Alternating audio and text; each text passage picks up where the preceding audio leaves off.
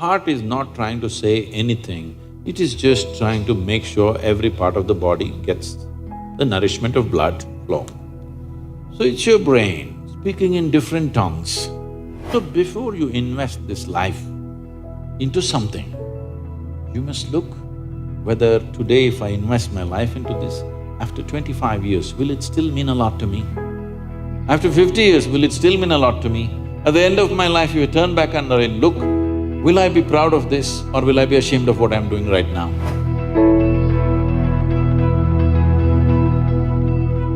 Namaskaram, Sadhguruji. The first question that I want to ask is actually related to me.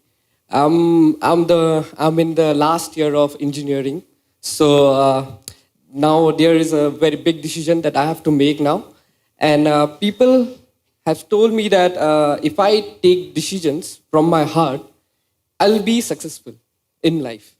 So, but there lies a problem. The problem is that I don't know which thought is coming from my heart and which thought is coming from my brain. So how can I figure out which thought is from my heart and which is coming from my brain?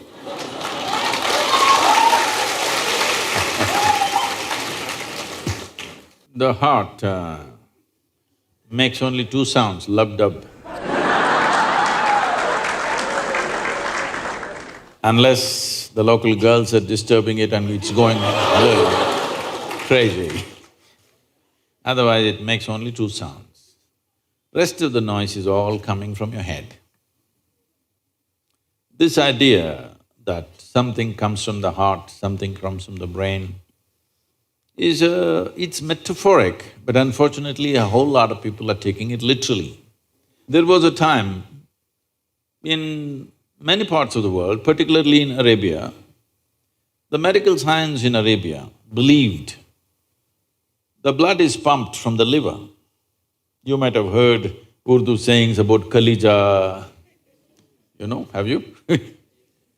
Because they believed blood is being pumped from the liver, because liver is a far more complicated organ than the heart. Heart is a simple pump.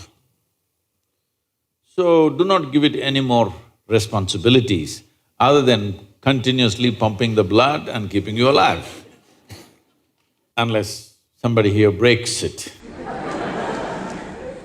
So, about the last year of engineering, I want you to change that language because this happened. Can I tell you a joke? It's okay? Yeah. You're pretty serious about this, that's why I'm asking. This happened. A very celebrated scientist was at a dinner and he was not grandly dressed or anything, he was looking very ordinary. So the lady who was, sitting next to him didn't pay much attention to him, she doesn't know who he is. But after some time, just to be polite, to make some conversation, "May I know what do you do?" He said, "I'm studying science." She said, "Oh, I finished that in my 10th class." So you're not going to, you're not in the last year of engineering, maybe the course, but not the last year of engineering, because for your entire life, if you learn engineering, when you're dying, after 100 years, okay? I'm not preponing it. After 100 years when you're dying, you would still know, if you are a constant learning process, you would still know you know very little about engineering. With that little, many things happen, that's different. So don't be in the last year of engineering. I know the program may be closing, but not the last year of engineering, okay? So, essentially engineering means to have things the way we want. Yes? When we say this building is well engineered, I'm not saying that. If we say this building is well engineered or an automobile is well engineered, what it means is it's functioning the way we want. Yes? Of all the pieces of engineering on this planet, of many pieces of engineering, a tree is a fantastic engineering, even a mountain is fantastic engineering, because it stood there for 1,000,000 years, that means it must be good engineering, isn't it? Yes?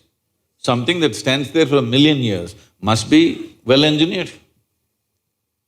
Of all this, the most sophisticated piece of engineering is human mechanism, isn't it so? Hello? Most sophisticated of all the pieces of engineering.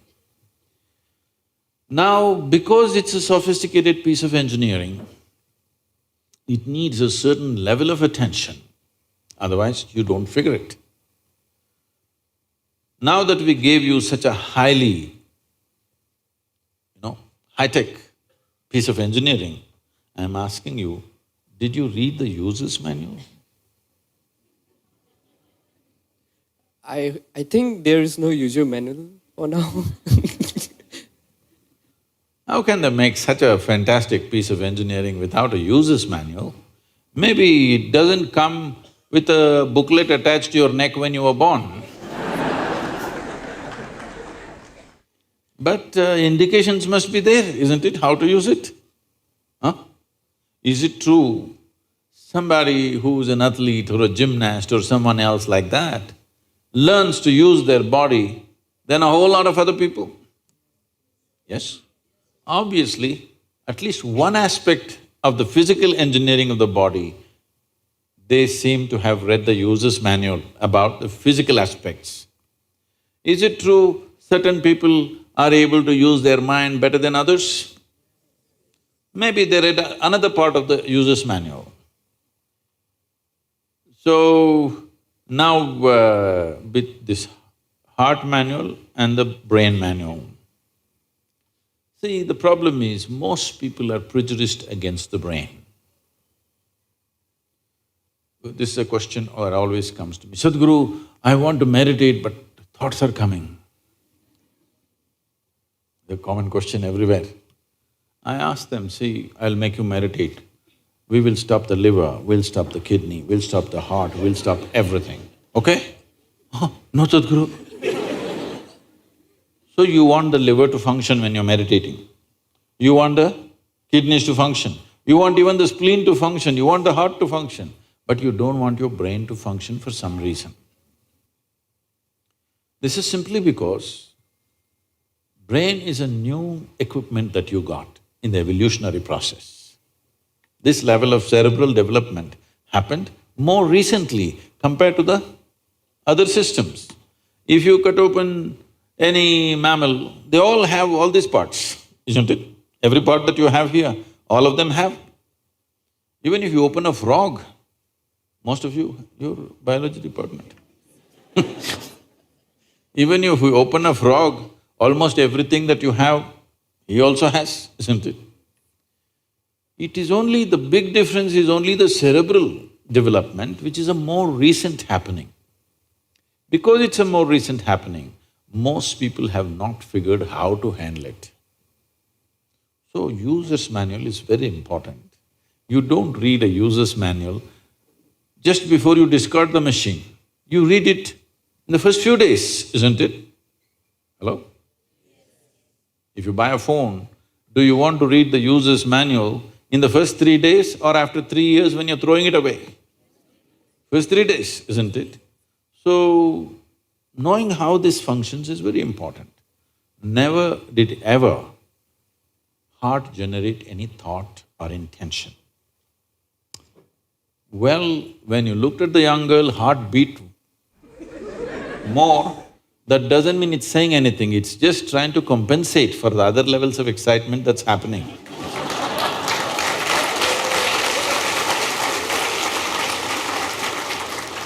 The heart is not trying to say anything, it is only compensating, you need more blood, so it's pumping little harder.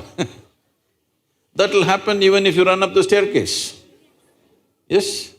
What happens to you little panting when you fall in love also happens physiologically when you run up a staircase, yes or no? Fear also does that to a whole lot of people.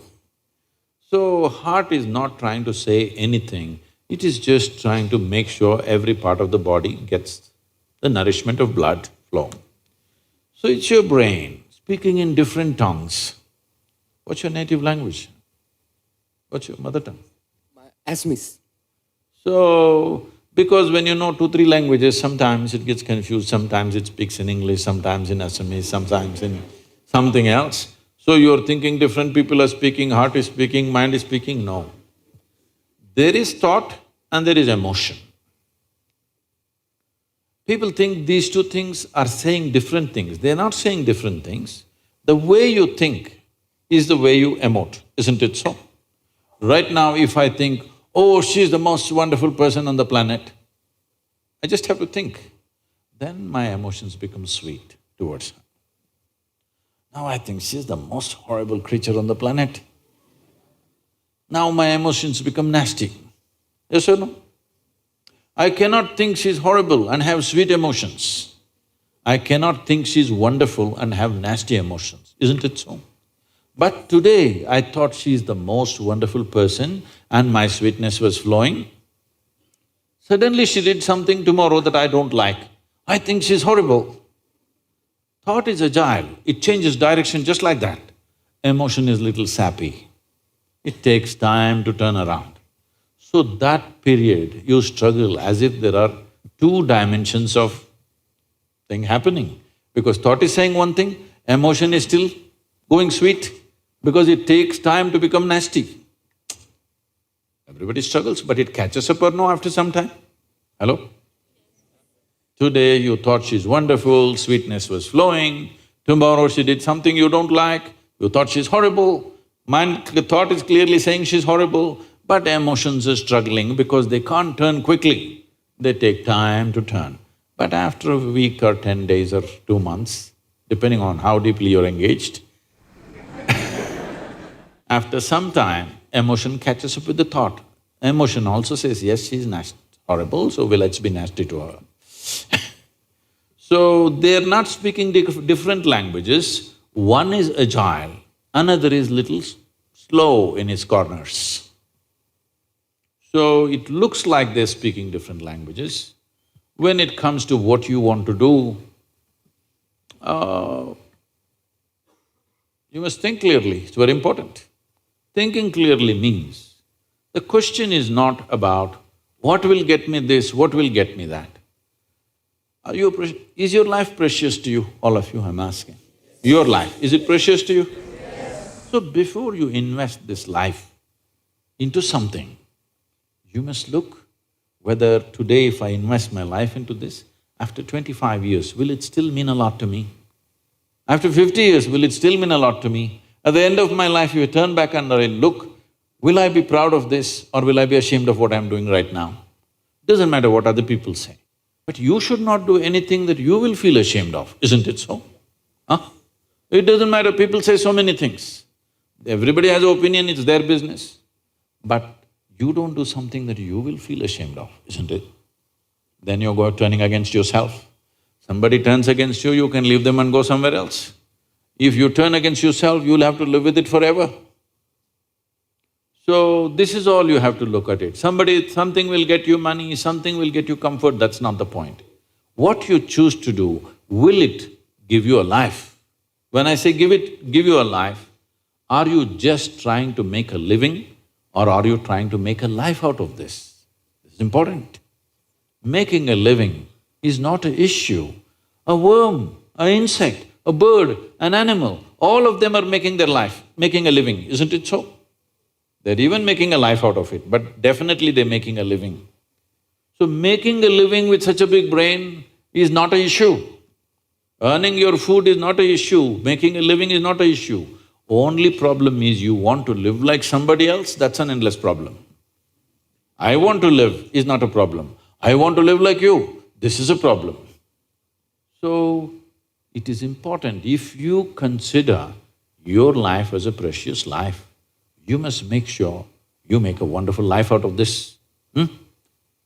Whatever opens up in that direction, that is the thing you should do. But when you're under the pressure of peers, somebody is saying, I'm going to America, somebody says, I'm going to the government job, somebody says, I'm doing this. So one thing that all of you should do before you make big decisions in your life is withdraw from these pressures of peers, professors, parents, everybody. Just spend 3 days to 1 week by yourself. Look at it, what is it that you really want to do? Not under pressure from other people. What does this life want to do? Do that. It doesn't matter what other people think about it.